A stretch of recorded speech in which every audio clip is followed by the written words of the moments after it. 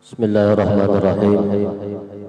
Alhamdulillahirabbil alamin wassalatu wassalamu ala asyrafil anbiya'i wal mursalin sayyidina maulana Muhammad wa ala alihi washabihi ajma'in, amma ba'du. Yang sama-sama kita cintai dan kita muliakan yaitu para habaib, khusus sahibul majlis al-habib Khairul bin Taha Al-Idrus. Kita doakan mudah-mudahan beliau panjang umur, sehat walafiat, dimudahkan segala urusan-urusan beliau, dan mudah-mudahan dengan beliau memimpin majelis ini membawa keberkahan bagi kita semua dan sahibul hajat, amin ya rabbal alamin. Bismillahirrahmanirrahim. Qala al-musannif rahimahullah wa nafa'ana bihi wa bi 'ulumi fid dharain amin. Tiba yuqtabu abadal abidin wa dahra dahirin. Yang kedua itu daripada rukun Islam, yaitu salat atau sembahyang. Jadi kalau kita sebagai orang Islam, yang pertama mengucapkan dua kalimat syahadat, yang kedua kewajiban sebagai orang Islam itu salat atau sembahyang. Rukun Islam yang kedua ialah mendirikan salat 5 waktu. Oleh karenanya masalah salat ini berhubungan dengan bersuci, dan bersuci biasanya dengan memakai air, maka kami akan membicarakan masalah air. Jadi rukun Islam yang kedua itu sembahyang. Nah, kalau orang ingin melaksanakan sembahyang, kata musannif, maka kewajiban sebelum sembahyang itu bersuci daripada hadas atau najis. Maka di sini musannif menyambung selanjutnya yaitu masalah air. Dijelaskan oleh musannif air terbagi 3. Yang pertama air yang suci lagi mensucikan bagi yang lainnya, atau yang disebut dengan air mutlak. Air mutlak itu diminum boleh, untuk membersihkan najis boleh, dan juga untuk dipakai mandi wajib boleh. Yang kedua air yang suci tiada mensucikan bagi yang lainnya, atau yang disebut dengan air musta'mal. Dan yang ketiga yaitu air najis yang tiada, atau air najis yang tiada, atau air yang menajis. Jadi air najis atau air yang menajis.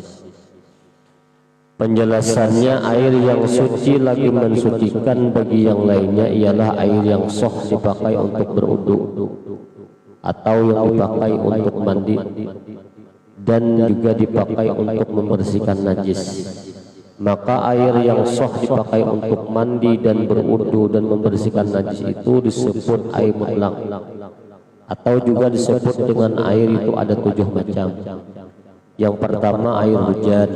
Nah, air hujan itu mutlak, dipakai untuk mandi boleh, berwudu boleh, dan membersihkan najis. Tapi syaratnya ada, jangan sampai air karena hujan itu bersentuhan dengan najis. Kalau misalnya jatuh dari langit langsung dah. Terkadang ada air hujan itu didadah dengan drum di depan rumah, melewati talang air. Ternyata di atap rumah itu banyak tahi burung, tahi tikus masukkan ke dalam drum. Maka drum itu walaupun lah air hujan itu hukumnya najis, bukan mustakmal lagi. Kenapa? Karena menurut hukum fikih kita Imam Syafi'i, apabila air yang kurang pada 2 kulah, arti 2 kulah itu 216 liter, atau mengatakan 217 liter. Apabila 216 liter kurang daripada itu, kemasukan najis berubah atau tidak berubah hukumnya najis. Jadi kalau misalnya air adalah air hujan ditadah, itu bahaya. Dipakai mandi gak ada soh, apalagi diminum. Nang jadi masalah orang sekarang tuh banyak air hujan ditadah untuk masuk tandun, itu bermasalah. Hati-hati di rumah. Ya ala kulli hal, misal kalau misalnya airnya masih penuh, satu tandun kan 1200 liter, masih aman kemasukan tahi bunga atau tahi cecak dan sebagainya. Ternyata dipakai kurang pada 2 kulah dia najis. selama dia masih melebihi 2 kula aman dipakai mandi, dipakai nyuci piring masih aman, nyuci pakaian masih aman. Tapi kalau seandainya dipakai kurang pada 2 kula, belum terisi dengan air yang lain, maka hukumnya najis. Nah dipakai misalnya nyuci piring maka najis kita, dipakai nyuci pakaian najis, pakaian kada sah ibadah kita. Nah itu. Jadi kalau misalnya air hujan kada usah kan dimasukkan ke tanduk. Kalau ambil afiknya. Kenapa bahayanya seperti itu? Atau lagi yang dimaksud dengan air mutlak itu air laut. Ya air laut itu asin. Tetap hukumnya mutlak. Untuk mandi wajib boleh, untuk berwudu boleh, atau untuk menghilangkan najis boleh. Kenapa? Karena asal kejadiannya asin. Tapi kalau air biasa dikasih garam itu mustakmal. Karena sudah asalnya air tawar berubah berarti kan jadi mustakmal. Itu suci tapi tidak bisa mensucikan. Tapi kalau air sudah asal kejadiannya asin itu mutlak. Dan yang ketiga air sungai. Air sungai itu mutlak.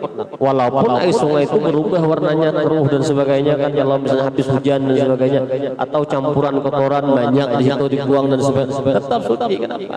Karena air itu lebih ribuan ulah kalau bahasanya kan. Dan air itu mengalir. Air itu mengalir. Tapi kalau air itu pada mengalir dalam sumur, kemasukan kotoran misalnya lah, atau kemasukan najis dan sebagainya, apabila ada berubah rasanya, baunya, warnanya, hukumnya najis. Tapi kalau air sungai tidak, kenapa? Karena dia mengalir, selalu mengalir. Dan termasuk juga air mutlak air sumur atau air pompa itu kan asal kejadian dah kuning, tetap itu mutlak. Atau air ragun. Yang kelima yaitu air pancuran. Apa air pancuran? Air sumber. Air pancuran itu atau air sumber ya. Mata air. Yang keenam air embun. Air embun dikumpulkannya ditadah sampai misalnya satu ember boleh dipakai dulu. Yang ketujuh yang terakhir air salju atau air es. Nah 7 macam air ini bisa disimpulkan dengan perkataan air yang turun daripada langit dan air yang terbit daripada bumi. Jadi kalau dikatakan yang 7 ini air itu mutlak, arti mutlak bisa dipakai untuk berwudu, dipakai untuk mandi, dan juga dipakai untuk membersihkan najis. Yang selanjutnya yang kedua insyaallah yaitu air suci yang tidak mensucikan bagi yang lainnya, yaitu air mustakmal nanti insyaallah. Wallahu a'lam. Mudah-mudahan apa yang kita baca bermanfaat, mudah-mudahan kita semua dengan hadir di majelis yang mulia ini dengan berkat Rasulullah, dengan berkat kita membaca salawat kepada Rasulullah, dengan berkat zuriatnya Rasulullah, Allah Subhanahu wa taala memberikan taufik hidayah kepada kita semua sehingga kita bisa mengamalkan ilmu yang pernah kita baca dan kita dengar, sehingga kita termasuk orang yang beruntung dunia dan akhirat. Amin ya rabbal alamin. Mungkin inilah yang dapat saya bacakan. Salah hilaf mohon maaf. Saya pribadi mengucapkan banyak-banyak minta ampun, minta halal, minta redha dunia akhirat. Walafu minkum. Assalamualaikum warahmatullahi wabarakatuh.